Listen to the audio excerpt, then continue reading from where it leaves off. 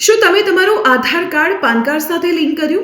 આ એટલા માટે હું પૂછી રહી છું કારણ કે તેને લિંક કરવાની ડેડલાઇન 31 ડિસેમ્બર 2025 હતી અને આજથી એટલે કે 1 જાન્યુઆરીથી જો તમારું આધાર કાર્ડ પાન કાર્ડ સાથે લિંક નહીં હોય તો તે ઇનઓપરેટિવ એટલે કે નિષ્ક્રિય કરી દેવામાં આવશે. જોકે અત્યારે સોશિયલ મીડિયા પર એવા સમાચારો વહેતા થયા છે કે સરકારે આધાર પાનને લિંક કરવાની ડેડલાઇન વધારી દીધી છે.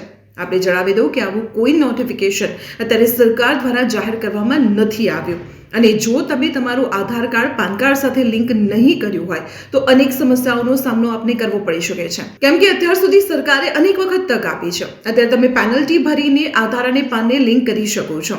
જો તમે લિંક નહીં કર્યું હોય તો કયા નુકસાન છે તેના ઉપર એક નજર કરીએ તો તમે તમારું ઇન્કમ ટેક્સ રિટર્ન ફાઇલ નહીં કરી શકો, તમારું પેન્ડિંગ રિફંડ તમે નહીં મેળવી શકો, બેંકના જે ટ્રાન્ઝેક્શન છે તેમાં તમને મુશ્કેલીનો સામનો કરવો પડશે.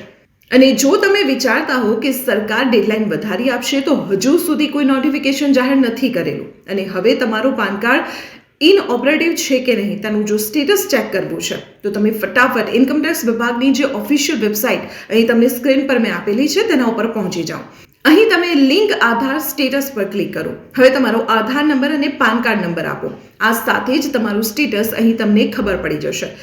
અને જો તમારું પાન કાર્ડ ઇનઓપરેટિવ બતાવે છે તો ગભરાશો નહીં. તમે અહીં પેનલ્ટી ભરીને આધાર અને પાન કાર્ડને જેવો લિંક કરશો એ સાથે જ થોડા જ દિવસમાં તમારું પાન કાર્ડ એક્ટિવ થઈ જશે. તો આવી જ મહત્વપૂર્ણ ઇન્ફોર્મેશન માટે આપ જોતા રહો સંદેશ ડિજિટલ.